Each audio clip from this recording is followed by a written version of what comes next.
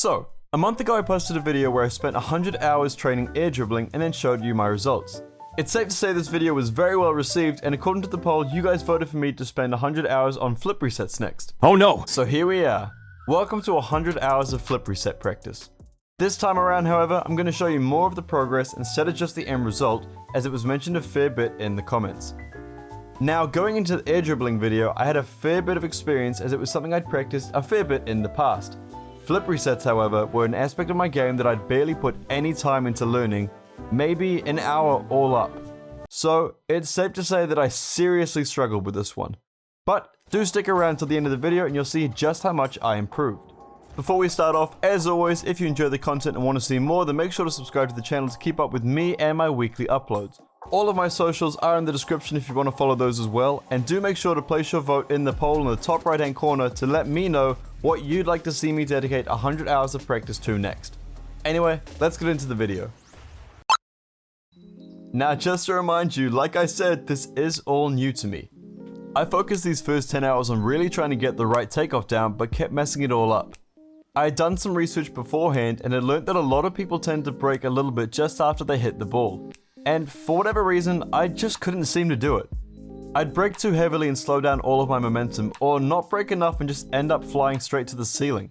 The flip reset mechanic took a whole new set of muscle memory and steps to break down, and my control just wasn't there. I wasn't sure which way I should be turning, how fast I should be moving towards the ball, the angle I should hit the ball, and where exactly on the car I should be trying to make contact with. These first 10 hours were rough, much like the next 10, and the 10 after that. Honestly, it wasn't until I spent half the month training and was sitting on about 50 hours that I noticed some improvement. And I think I know why. So it was around this time that I spent 1 week training my aerial control by developing a training routine that I practiced a fair few times every day for a whole week. This week I continued to spend around 3 hours a day just working on flip resets, but I also paired this with a lot of air control training as well. Once the week had finished, I'd felt I had a lot more control in the air, and it really started to show my flip reset training. I had started to understand the setup a lot more and had learned to mix what I'd learned from my air dribbling training with the setup for this shot. When first learning the setup, I suggest hitting the ball like you would go for a normal air dribble, taking into consideration the angle needed to send the ball towards the goal, but then moving so you're hitting more of the underside of the ball. By adjusting so that you're hitting more of the underside of the ball, it will cause the ball to naturally pop out a bit more from the wall and will head towards the middle of the field while also giving it a good amount of height. I practiced just this initial hit for some time, trying to make sure I can make clean contact and give myself a decent amount of space between my car and the ball. Once I got this down, I started trying to implement the braking technique that everyone uses. I still struggled. Like, honestly, my timing was all wrong on this one, and for a while I just tried to learn it without braking, which does work, it's just a little bit harder. Then I had an idea. I started up a stream and just drilled flip reset practice for 2 hours. Over the course of those 2 hours, people came in and out of the stream giving me advice on what I was doing wrong and all the small things I can improve to make it easier for myself. This gave me real-time feedback on my mistakes so that I was able to correct them and analyze them with my chat. When you're learning to flip reset, I seriously suggest finding someone that can already do it and have them watch you in Freeplay as you attempt them. You'll get direct feedback to work with, and you can also ask questions immediately that might be harder to find online. Here are some clips of me from this live stream learning in real time as I work through my training with my chat. And don't worry, I will go over everything I learned, but I will condense it for you at the end when we get to the tutorial. But for now, let's just say I finally started to get it. You drive up the wall a tiny bit beforehand, right? After. Okay, hold on. Precision.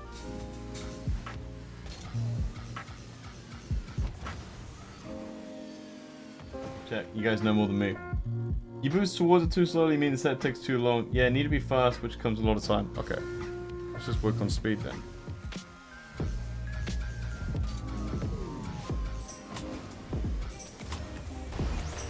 Really?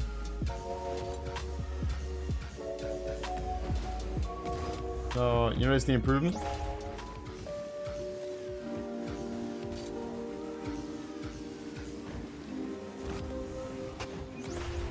I got one of them, finally. For the last 25 hours, it was all about consistency. I spent 25 hours over 2 weeks just really working to get this perfect. And truth be told, I haven't got it perfect yet. I know everything I need to hit it every time, it's just consistency and practice from here on out. Going into this without any background and trying to hit flip resets, I had a feeling this would be the case. But what this 100 hours did bring me was enough knowledge and understanding of the mechanic that I can now break it down for you guys in a flip reset tutorial. Once again, I do need to state that if you have no prior experience with this mechanic, it won't be the easiest to learn. So in a way, you can look at it as if I've done 100 hours of learning and trialing so that you only really need to put in 50 megs, as you'll have all the knowledge you need right from the start. So let's start from the start. The setup. Make sure you're approaching the ball with some speed so that the initial hit gives the ball a decent amount of height. You'll have to experiment in-game to learn the speed, but if you find the ball hitting the roof, then you should slow down a bit, and if the ball doesn't get enough height, you should speed up a bit. Simple. Next, you want to focus on hitting the ball primarily on the underside, but still angled towards the goal. You want to make sure you're hitting the ball square with the nose of your car. This is something that a lot of people don't pay attention to, and it ends up messing up your takeoff. You should practice this initial touch by itself first. It may seem like you've got it completely down, but once you get to that point, just practice a little bit more. The more you get in, the better your muscle memory will get and the easier it'll become in the future. Next, you want to get your timing right for the braking. The second you touch the ball, you want to tap the brake, and I mean literally just tap it. This will cause your car to stop ever so slightly, which provides more space between the ball and the car. You can also try a second technique, especially if you're further down the field, where after hitting the ball, you remain on the wall for half a second and then jump off. This way you don't lose the momentum, but you've also generated space.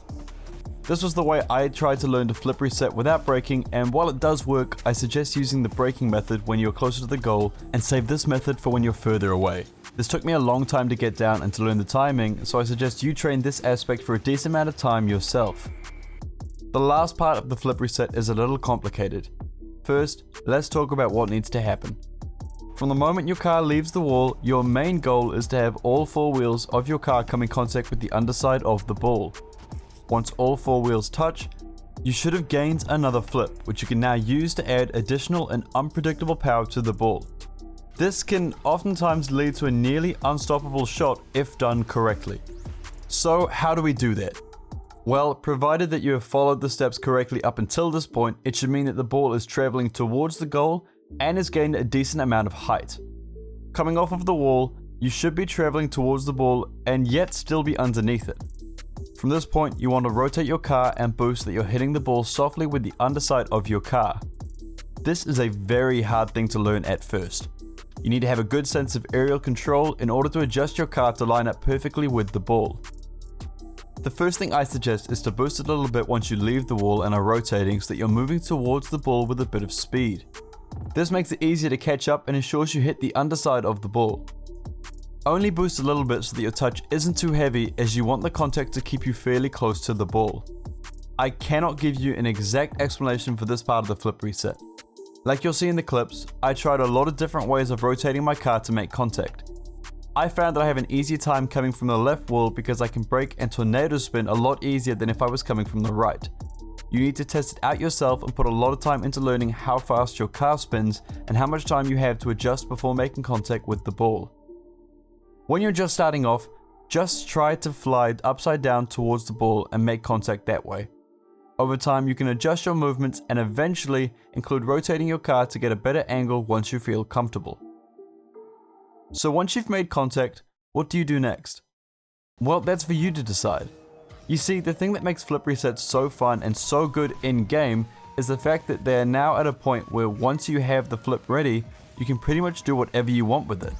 You can flip into the ball early to add extra speed, you can delay the flip to be unpredictable, you can fake it and bring the ball down on the ground, you can go for multiple flip resets. Honestly, you're only really hindered by your creativity. Once you understand the mechanic, you can dedicate the rest of your time to perfecting it and trying different executions of the actual flip.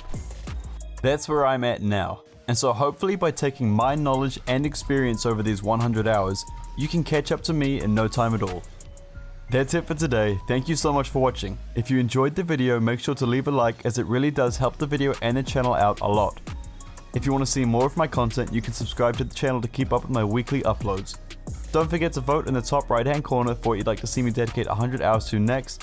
And also, if you have any other advice for people trying to learn flip resets like myself, please make sure to leave them in the comments. I read all of them and I'd love to hear from more experienced players than myself. Anyway, that's all for today's video. Thank you so much for watching, and I'll see you next time.